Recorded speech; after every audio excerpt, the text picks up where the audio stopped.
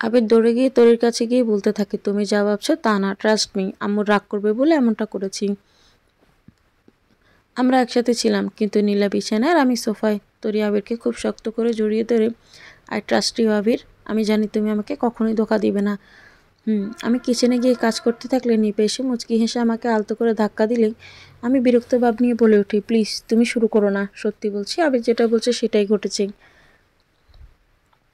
আমি বিছানায় আর আবির সোফায়। তাহলে লজ্জা পাচ্ছেন কেন? না তো আমি কেন লজ্জা পাবো, মেনে নিলাম। প্রেগনেন্সির কথাটা তো স্যারকে বলেছেন নাকি? বলার আর কি বাকি আছে? আপনি অপারেশন করাননি এটাই বলবেন। না। কেন বলছেন না আপনি? এ ব্যাপারে কথা বলতে চাই না নিপা, আর প্লিজ তুমিও কাউকে কিছু বলতে যেও না, ঠিক আছে? কিন্তু থাক, আমি আর কিছু বলবো না। নিপা তার ফোনটা হাতে নিয়ে মেজাজ খারাপ করে বলতে থাকে, দেখ আজকেও দিবে না। আমি সবজি কাটতে কাটতে বললাম, কি দিবে না? গল্প? কিসের গল্প? কার গল্প? আর বলবেন না। আরবি আরবি আপুর লেখা নসিব গল্পটা।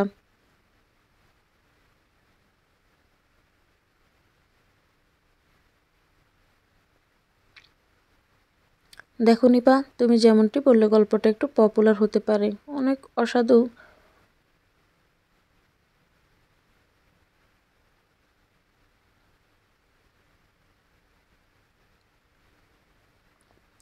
নিপার সাথে কথা বলার মধ্যেই তার মধ্যে খালামনের ডাক, নিপা আমার ওষুধ কোথায়? নিপা আমার সাথে আমতা আমতা করতে করতে, নিশ্চয়ই কালকে আমার ছোট ভাই খেলার ছলে ম্যাম সাহেবের রুমে গিয়ে তার সবগুলো পিল খেয়ে খুলে ডাস্টবিনে ফেলে দিয়েছি। ভেবেছিলাম কেউ না দেখার আগে কিনে আনবো, কিন্তু ভুলে গিয়েছি। এখন কি হবে? আল্লাহ, তুমি এটা কি করলাম? নিপা খালামণি রেগে কিচেনে এসে, কি রে কথা কানে যায়নি? খালামণি, আপনার ওষুধ তো শেষ। কি এত তাড়াতাড়ি কি কি বলছেন? সেই কবে এনেছিলাম। যাক, কোনো ব্যাপার না, আমি এক্ষুনি এনে দিচ্ছি। ঠিক আছে, জলদি যাও, আমি এ যাবার এই আসবো, আপনি কোনো টেনশন করবেন না। এদিকটা নিপার হাতে দিয়ে আমি তাড়াতাড়ি করে বেরিয়ে পড়লাম।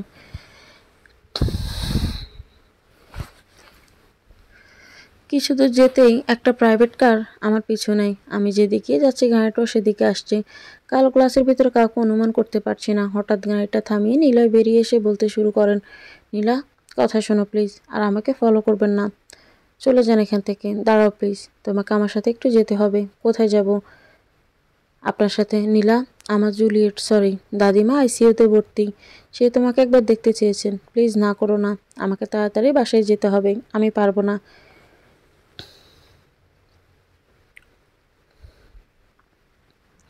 আপনাকে অনুরোধ করছি, প্লিজ চলে যান। নিলয় আমার হাতটা ধরে খুব রিকোয়েস্ট করে বলেছে, কিন্তু আমি যাব না বলে চিৎকার চেঁচামেচি শুরু করেছি। হাতাহাতির এক পর্যায়ে আমি অজ্ঞান হয়ে পড়লে নিলয় আমাকে কোলে করে গাড়িতে উঠিয়ে ডক্টরের কাছে নিয়ে আসেন। ডাক্তার সাহেব নিলয়কে কেবিনে নিয়ে বলতে থাকেন, পেশেন্ট কি হয় আপনার? আমার স্ত্রী। Anything serious doctor? Don't worry mister Niloy, মা আর বেবি দুজনেই। বেবি? অবাক হয়ে মিস্টার নিলয়, আপনার স্ত্রী 4 মাসের প্রেগনেন্ট, আপনি কি তা জানেন না? ও হ্যাঁ ডক্টর, বলুন। যা বলেছিলাম, মা আর বেবি দুজনেই সুস্থ, কিন্তু উইক। কিছু মেডিসিন লিখে দিচ্ছি, সময় মতো খাইয়ে দিবেন। আমি বেড থেকে উঠে চলেই যাচ্ছিলাম, সামনে নীলকে দেখে থেমে যাই। উনি চিন্তিত চেহারা আমাকে বলে ওঠেন, ঠিক আছে? আচ্ছা চলো, তোমাকে মেডিসিন কিনে দিয়ে বাড়িতে দিয়ে আসি। নীলয় আমার জন্য অনেক করলেন। এতক্ষণ তাকে ইগনোর করেছিলাম বলে নিজেকে অপরাধী মনে হচ্ছে। আপনার দাদিমা জাস্ট আমার সাথে দেখা করতে চেয়েছেন, কিন্তু আমি মুখের উপর না করে দিলাম। আপনার দাদিমার হসপিটালটি এখান থেকে কত দূর? নীলে হাঁটা থামিয়ে পেছনে মোড়ে, এই তো 1 ঘন্টার রাস্তা। কেন, দাদিমাকে দেখতে ইচ্ছে করছে? তোমার শরীর? আমি একদম ঠিক আছি, আপনি আমাকে নিয়ে চলুন। ওকে, গাড়িতে বসো, আসছি। নীলা গম্ভীর হয়ে গাড়ি ড্রাইভ করছেন। কেন জানি না মনে হচ্ছে ওনার কিছু একটা হয়েছে। আমার দিকে একবারও তাকাচ্ছেন না। হসপিটালে এসে আমি স্তব্ধ। নীলের গোটা পরিবার এখানে। খুব অস্বস্তি লাগছিল। নীলের আম্মু আমাকে দেখে চোখ পাকিয়ে তাকিয়ে আছেন। নীলয় শক্ত করে আমার হাতটা ধরে, জুলিয়েট নীলাকে দেখতে চেয়েছিল, তাই ও এসেছে। ডক্টর অনুমতি দিলে নীলয় আমাকে কেবিনের ভিতর পাঠিয়ে দিয়ে বাহিরে অপেক্ষা করতে থাকেন। অক্সিজেন মাস্ক পরা একজন বৃদ্ধা। আমি কাছে গিয়ে ওনাকে সালাম দিলে উনি চোখ খুলে আলতো করে হেসে ইশারায় আমাকে ওনার পাশে বসতে বললেন। আমি বসে পড়ি। কেমন আছিস? ভালো। আপনার শরীর এখন কেমন? ভালো না। রোমিওটার জন্য সবসময় দুশ্চিন্তায় থাকতে হয়। জি। নীলয়টা কথা বলছি। আমার দাদুভাই, আমার বন্ধু ও। আচ্ছা। উনি আমার হাত দুটো আঁকড়ে ধরে ছলছল তাকিয়ে বলতে লাগলেন, দাদুভাই তোকে খুব পছন্দ করে। তোর সাথে পরিচয় হওয়ার পর দাদুভাইকে আমি নতুন করে হাসতে দেখেছি। বছর কয়েক আগে যে ছেলে তার প্রিয়তমাকে হারিয়ে মরতে বসেছিল, সে নতুন করে বাঁচতে শিখেছে শুধু তোর কারণে। আমার দাদুভাই একটু রাগী, কিন্তু ওর মনটা খুব নরম। নীলা কাউকে ভালোবাসতো? হ্যাঁ, ওয়ালিফা নামের একটা মেয়ে দাদুভাইয়ের বেস্ট ফ্রেন্ড ছিল। তারপর আস্তে আস্তে ভালোবাসা। 13 বছর একসাথে অনেকটা পথ চলেছিল তারা, কিন্তু বিয়ের 1 সপ্তাহ আগেও আলিফা বলে ওনার চোখ বেয়ে পানি পড়ছে। দাদিমা, কি হয়েছিল অলিফার, বলুন। অলিফার কার অ্যাক্সিডেন্ট হয়ে যায়। রোমিও তা কিছুতেই মানতে পারেনি, প্রচুর ডিপ্রেশনে চলে যায়। তারপর রাত করে বাড়ি ফেরার পার্টি, নেশাদ্রব্য নিজেকে বিলিয়ে দেয়। অনেকবার নিজেকে শেষ করে দিতে চেয়েছিল, কারো কোনো কথা শুনতো না, পাগল হয়ে গিয়েছিল দাদুভাই। প্লিজ কাঁদবেন না, তোমাকে দেখার পরও জীবন ফিরে পেয়েছেন, তোকে ভালোবাসে। তোর মাঝে নাকি দাদুভাই ওয়ালিফার দেহের সুগন্ধ অনুভব করতে পারে। আমি জানি আমার দাদুভাইকে তুই ঠিক করতে পারবি, আমাকে কথা দে, ওকে ছেড়ে কখনোই যাবি না। কিছু বলতে যাব তখনই ডক্টর এসে আমাকে বের করে দেয়। পেশেন্টের সাথে ইমোশনাল হয়ে পড়লে নাকি ওনার কন্ডিশন আরও খারাপ হয়ে যাবে। গাড়িতে বসে আছি, নিলয় আমার মেডিসিনগুলো কিনতে ফার্মেসিতে গেলে আমি টাইম দেখতে নিলয়ের ফোনটা অন করলে ডিসপ্লেতে আমার ছবি দেখে ফোনটা অফ করে দেই। বাসায় ফিরছি, নিলয়ের দিকে বারবার তাকাচ্ছি বলে নিলয় মুচকি এসে বলতে লাগলো, কি প্রেমে টেমে পড়ে গেলে নাকি? কার কার আবার? আমার। চেহারাটা দেখেছেন আয়নায়? ও হ্যালো, কত মেয়ে আমার উপর ক্রাশ, তুমি জানো? কাকেও ভালোবাসতেন? এখনও বাসি, খুব, অনেকটা বেশি। পৌঁছে গেলে আমি গাড়ি থেকে নামতে নীলের পেছন থেকে ডাক দিয়ে বলল, Nila. You are most beautiful girl in the world. আমি চেকে খেয়ে দাঁড়িয়ে থাকলে নীলা মুচকি এসে চলে যায়। বাসায় ফিরে আমার মনে পড়ে খালামণির ওষুধের কথা। নিপা আমাকে দেখে রাগ দেখিয়ে বলে, কোথায় ছিলেন ম্যাডাম? কত চিন্তা হচ্ছিল জানেন খালামণির ওষুধ আনতে। আপনি আসতে দেরি হচ্ছিল বলে আমি নিয়ে এসেছি।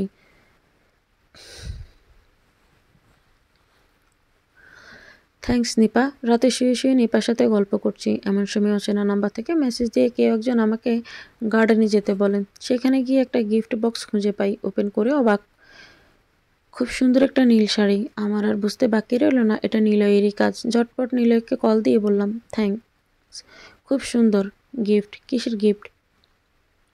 আর নাটক করতে হবে না, সরি বুঝতে পারছি না কি বলছো।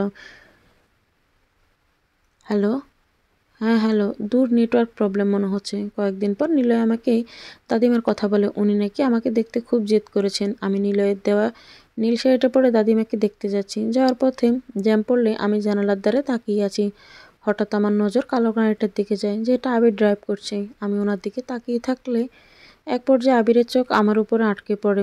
আমাকে আর নিলয়কে একসাথে দেখে নিমিষেই তার চেহারার রং বদলে গম্ভীর হয়ে যায়।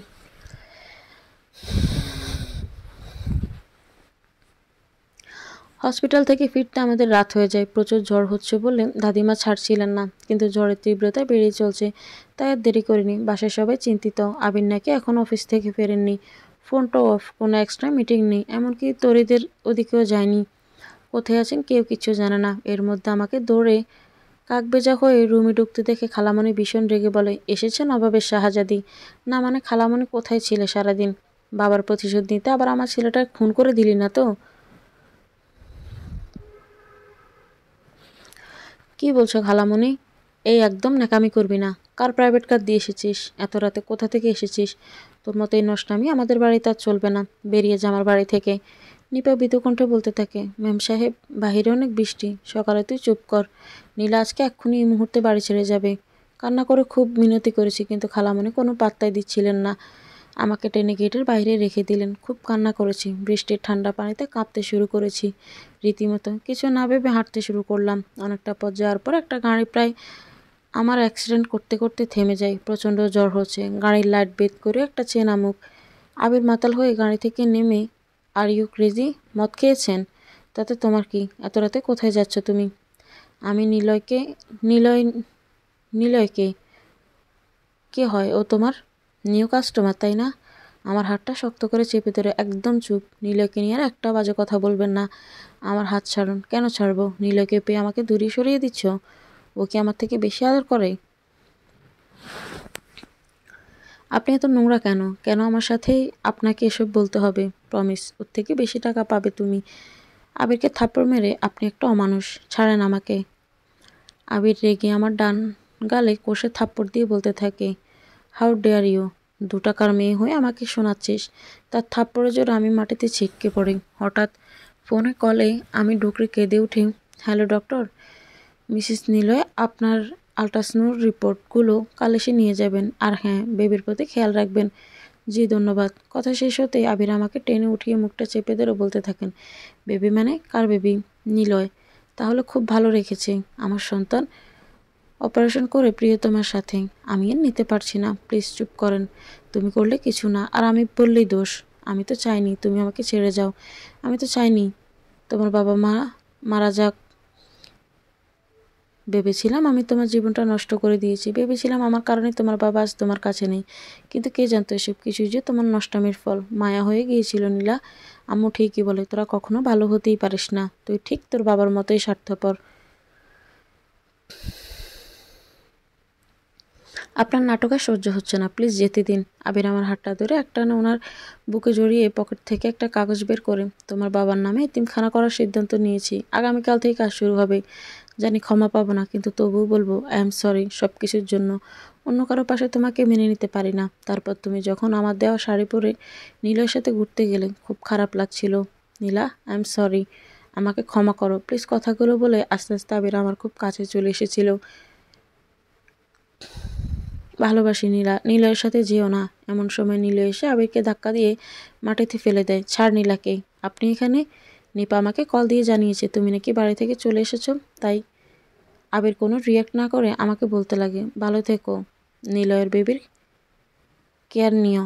নীলয় আবিরকে মারতে থাকলে এক পর্যায়ে আবির রক্তাক্ত হয়ে যায়। নীলয়কে খুব রিকোয়েস্ট করেছি ওনাকে ছেড়ে দিতে, কিন্তু নীলয় কথাই শুনছেন না। আবির মাতাল হয়ে আছেন।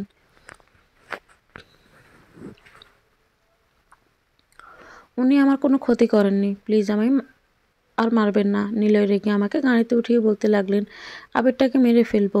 নীলা, কোনোদিন তোমাকে একা ছেড়ে দিব না। ভালোবাসি তোমাকে। দাদিমা বাবাই তোমাকে দেখলেই অনেক খুশি হবে। উনি আমার ফোনটা জানালা দিয়ে ফেলেই, আজকে থেকে তোমার নতুন জীবন শুরু।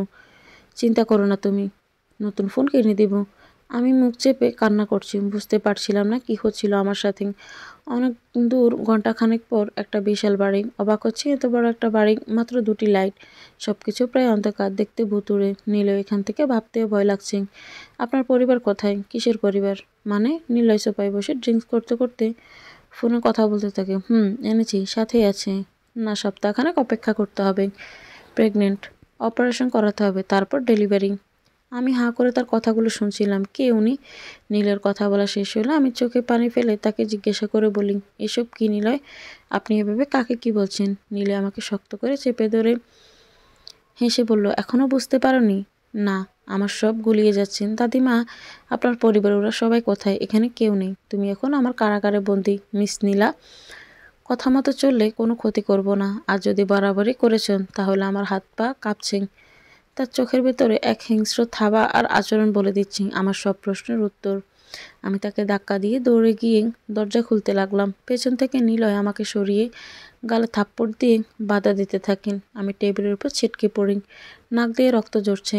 এক পর্যায়ে তার সাথে হাতাহাতি শুরু হলে নীলয় আমার হাতে একটা ইঞ্জেকশন পুশ করে, আর আমি সাথে সাথে জ্ঞান হারিয়ে ফেলি।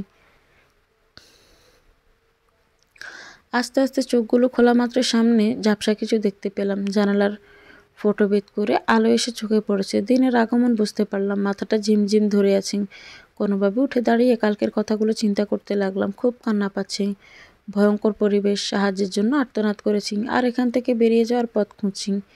কিন্তু না, কেউ আমার কথায় সাড়া দিল না। কেটে গেল 2টো দিন। নীলের সন্ধ্যে এসে আমাকে খুব জোরাজোরি করে একটা করে ইঞ্জেকশন দিয়ে যায়। দুপুর পেরিয়ে বিকেল। খুব খিদে পেয়েছে। 2 দিন কিছুই খাইনি। টেবিলে থাকা পচা রুটিটা কামড়ে খেতে লাগলাম। আমার বেবির জন্য অন্তত আমাকে বেঁচে থাকতে হবে। শুয়ে আছি, ভাবলাম গরুটির তল্লাশি নিলে কেমন হয়। যেই ভাবনা সেই কাজ। প্রত্যেকটা রুম খুব ভালো করে চেক করতে লাগলাম। সিঁড়ি বেয়ে সবচেয়ে বড় রুমটা ঢুকে আমি চিৎকার করে উঠলাম। রুমটার সব জায়গায় রক্ত মেখে আছে।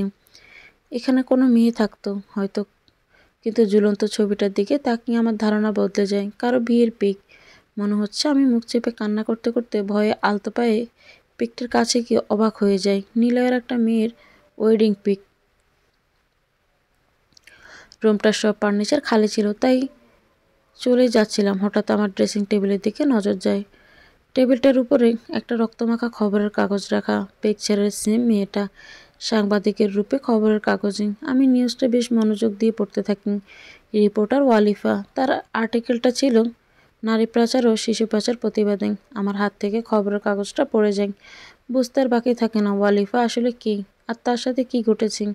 চোখ বেয়ে পানি পড়ছে আমার। এসব খুঁজতে খুঁজতে কখন যে সন্ধ্যা হয়ে গিয়েছিল টেরও পাইনি।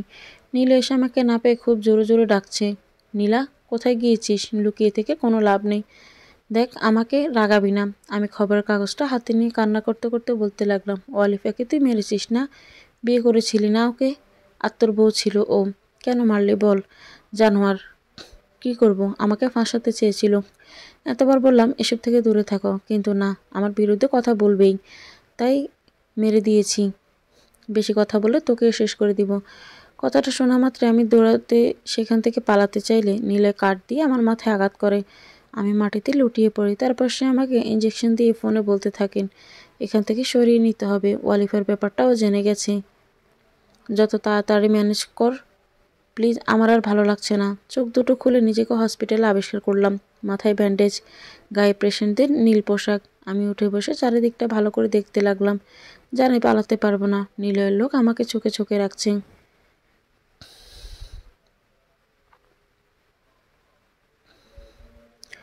খুব চেনা চেনা লাগছে হসপিটালটা। তারপর মনে পড়লো এই হসপিটালেই তো নিলয়ের দাদিমা অ্যাডমিটেড ছিল, 101 নং কেবিনে। দাদিমা নিশ্চয়ই আমাকে সাহায্য করতে পারবেন। সে আশায় জলদি করে উঠে 101 নং কেবিন খুঁজতে লাগলাম। 101 নং কেবিন পেয়েও গেলাম। দরজা খুলতে আমি স্তব্ধ হয়ে গেছি। রুমটা সম্পূর্ণ খালি। আমি ঘেমে যাচ্ছি। একজন নার্সকে জিজ্ঞাসা করলে সে বলে, আপনি এখানে কেন? এই রুমটাই আমরা কোনো পেশেন্ট রাখি না, চলুন এখান থেকে। কি বলছেন? আমি গত শুক্রবার এখানে একজন আইসিইউ পেশেন্ট সাথে দেখা করে গেলাম, বৃদ্ধ মহিলা। আপনার মাথা ঠিক আছে তো? আমি কোনোদিন এই রুমে কোনো রোগীকে দেখিনি, আর শুক্রবারে তো আমাদের ডিউটি নেই। তাহলে আপনি কিভাবে? দেখুন, এখান থেকে চলুন। এখানে না কেউ ছিল না, না কেউ আছে। আমার মাথাটা ঘুরে যাচ্ছে। মেঝেতে বসে কান্না করতে লাগলাম। অনেকক্ষণ পর ছোট্ট ছেলে আমার দিকে তাকিয়ে আছে। তুমি কাঁদছো কেন? আমি কোনো কথা বলছি না। আমি তোমাকে আগেও দেখেছি, তখন তো হ্যাপি ছিলে। এখন কি হলো? আমি চোখের পানি মুছে তাকে জিজ্ঞাসা করলাম, কোথায় দেখেছো আমাকে? গত শুক্রবার এখানে। আচ্ছা বাবু, বলতে পারো এখানে যে দাদিমা ছিলেন উনি কোথায়? তুমি ওদের দেখেছো? হ্যাঁ, ওরা তো চলে গেছে। কখন? তুমি চলে যাওয়ার পর দাদিমা আরও অনেক মানুষ হাঁটতে হাঁটতে চলে গেছে, আর আসেনি। আমি বাকরুদ্ধ হয়ে পড়েছি। তাহলে সব কিছু মিথ্যে নাটক ছিল? আসলে ওরা কেউ নিলয়ের পরিবারের সদস্য নয়।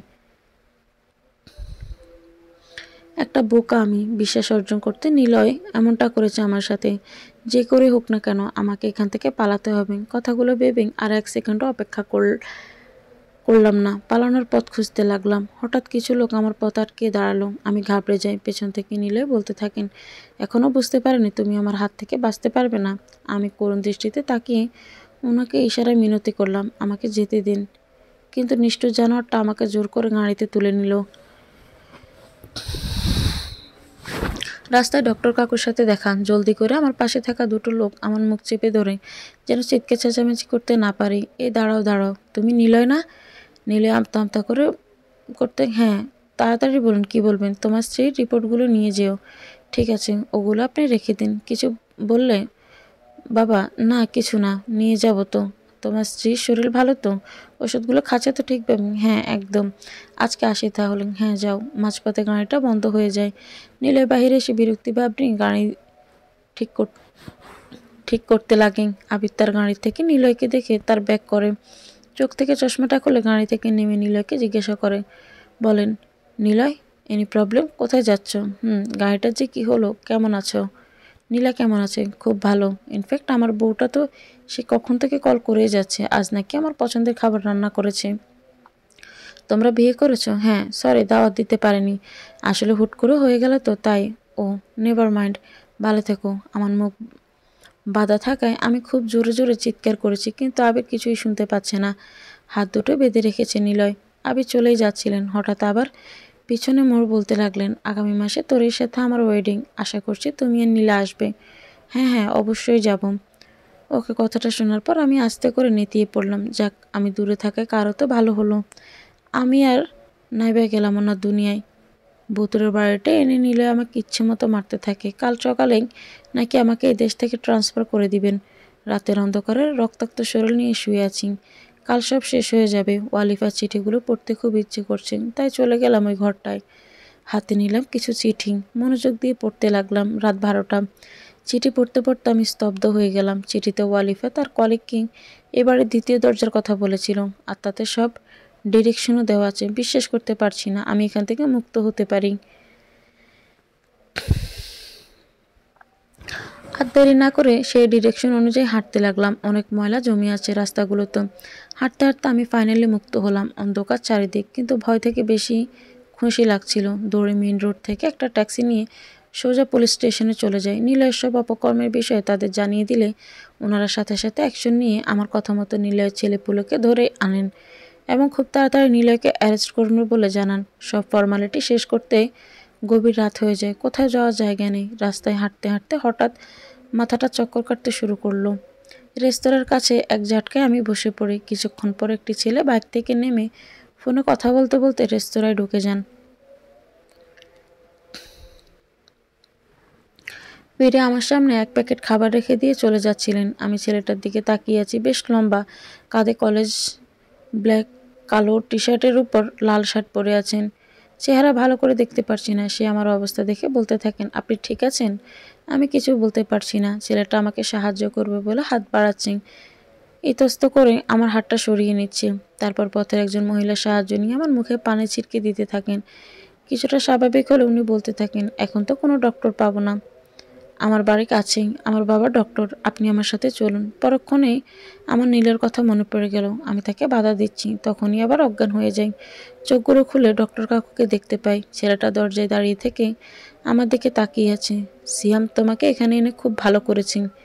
এখন কেমন আছো? হ্যাঁ ভালো কাকু। আমি উঠে বসতে চাইলে পাশ থেকে একজন মহিলা এসে আমাকে থামিয়ে দেয়। শুয়ে থাক মা, তোমার বিশ্রামের প্রয়োজন। আমি ডক্টর কাকু বলেন, সব কথা সকালে হবে, তুমি এখন ঘুমাও। না মানে কাকু, ঘুমোতে বলেছি না আমি। কোনো কথা না আন্টি, আমি কিছু খাবো না, আমার খিদে পেয়েছে। মহিলা ডক্টর কাকুর দিকে বেবাচাকা খেয়ে তাকিয়েছে। পরিবেশটা খুব সুন্দর, কোনো হইচই নেই। সকালে ডক্টর কাকুর কাছে নিলয়ের সব অপরাধের কথা খুলে বললাম। কীভাবে আমি আবিরের বাড়িতে এসেছি, নিলয়ের সাথে পরিচয়, সব কিছু বলতে গিয়ে অনেকবার থেমে গিয়েছি, চোখের পানি মুছেছি। কাকু বললেন, আবিরের মতো ছেলেদের নাকি পুলিশে দেওয়া উচিত। পাশে থাকা ভদ্রমহিলা শাড়ির আঁচলে চোখ মুছে আমাকে সান্ত্বনা দিতে লাগলেন। আর ওনাদের বাড়িতে এসেছি বলে উনি খুব খুশি হয়েছেন। ডক্টর কাকু বললেন, উনি নাকি আমার বাবার ক্লাসমেট ছিলেন। বাবা নাকি খুব ভালো স্টুডেন্ট ছিলেন, সামান্য বদমেজাজি, কিন্তু পরীক্ষার হলে সবাইকে হেল্প করতেন। কাকু বাবার মৃত্যুর কথা শুনে খুব দুঃখ প্রকাশ করেছেন। উনি ভাবতেও পারেননি কোনোদিন আমার বাবার সাথে আমার সাথে উনি দেখা পাবেন। যেহেতু আমার যাওয়ার কোনো জায়গা নেই, তাই ওনারা সবাই চাচ্ছেন আমি যেন ওনাদের সাথে এক বাড়িতে থেকে যাই। আমি ইতস্ত করে বললাম, তা কী করে হয়? অযথা আমার জন্য আপনাদের কষ্ট হবে, আমি চলে যাওয়াটাই ভালো। সিয়ামের মা, তুমি তো আমার মেয়ে মিনার মতোই, আমাদের কোনো কষ্ট হবে না। তাছাড়া এই সময় তো আমার একটা পরিবারের দরকার, তুমি না করো না। কিন্তু কাকু আমাকে থামিয়ে বললেন, কোনো কিন্তু নয়, এই দুনিয়াটা খুব কঠিন রে মা, তুমি একা লড়াই করে পেরে উঠতে পারবে না। তোমারও নিশ্চিত ভবিষ্যতের অধিকার আছে। তাই আমি ঠিক করেছি তুমি মিনার সাথে কলেজে যাবে, ব্যাস। ওনার এভাবে অনুরোধ করলেন, আমি আর ওনাদের বারণ করতে পারলাম না। সিএম মিনার কাছে এসে ফিস ফিস করে বলতে থাকলেন,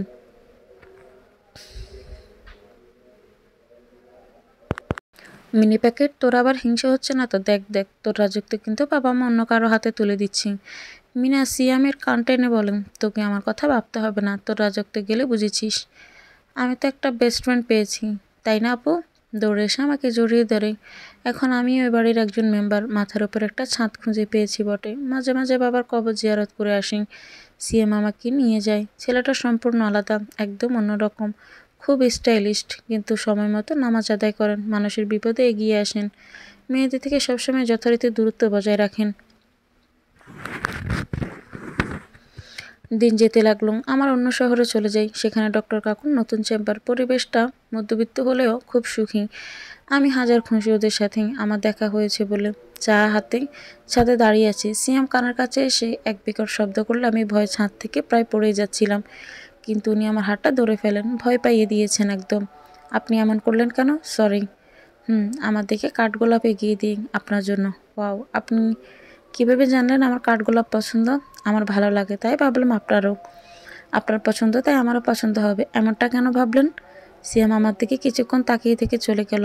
পিছন থেকে মিনা এসে আমাকে আলতো ধাক্কা দিয়ে বলে, ভাইয়া কিন্তু আজ পর্যন্ত আমার জন্য গাছের পাতাও আনে নাই, তাহলে তুমি রেখে দাও। না ভাবি, তুমিই রাখো। কি? সরি। হ্যাপি ছিলাম, কিন্তু এই সুখ আমার কপালে বেশি দিন সইল না। একদিন আন্টি বাজার থেকে এসে বিরক্তি লুক নিয়ে সোফায় বলতে লাগলেন। সব আত্মীয় স্বজনদের মুখে শুধু একটাই কথা, আমার বাড়িতে মেয়েটিকে। কি তার পরিচয়? কেউ কেউ তো বলছে আমার ছেলেকে নিয়ে বাজে কথা। বলার সাহস পায় কোথায়? কিছুই ভাবতে পারছি না। মিনার সাথে বসে লুডো খেলছিলাম, কিন্তু আন্টি চেঁচামেচি উঠে আসেন। কি হয়েছে আন্টি? না না, কিছু না তো। দেখ, তোর পছন্দের মাছ এনেছি, চল আমাকে সাহায্য করবি, অনেক কাজ।